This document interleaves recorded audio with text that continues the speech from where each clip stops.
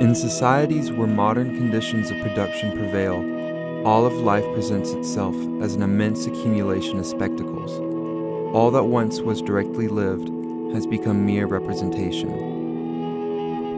The images detached from every aspect of life fuse in a common stream in which the unity of this life can no longer be reestablished. The tendency to replace the real with the artificial is ubiquitous. Everything will be more beautiful than before. Here, this commodity is explicitly presented as the moment of real life. But even in those very moments reserved for living, it is still the spectacle that is to be seen and reproduced, becoming ever more intense. What was represented as genuine life reveals itself simply as more genuinely spectacular life. The spectacle is not a collection of images, but a social relation among people, mediated by images. In all its specific forms, as information or propaganda, as advertisement or direct entertainment consumption, the spectacle is the present model of socially dominant life. It is the sun which never sets over the empire of modern passivity. It says nothing more than that which appears is good, that which is good appears.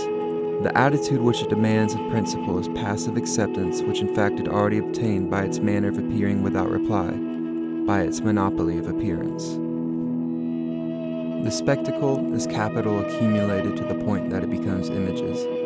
The spectacle is a permanent opium war which aims to make people identify goods with commodities and satisfaction with survival, that increases according to all its own laws.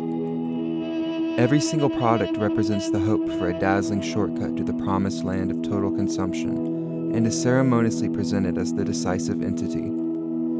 The pseudo-need imposed by modern consumption clearly cannot be opposed by any genuine need or desire, which is not itself shaped by society and its history.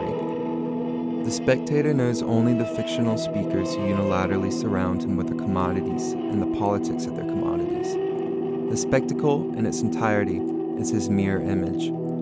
The flow of images carries everything before it, and it is similarly someone else who controls at will the simplified summary of the sensible world, who decides where the flow will lead, as well as the rhythm of what should be shown, like some perpetual arbitrary surprise, leaving no time for reflection, and entirely independent of what the spectator might understand or think of it.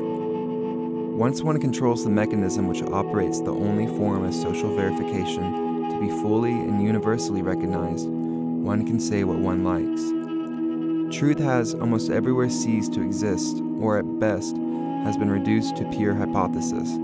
Spectacular power can similarly deny whatever it likes, and change the subject, knowing full well there is no danger of any counter. Spectacular discourse leaves no room for any reply, while logic was only socially constructed through dialogue.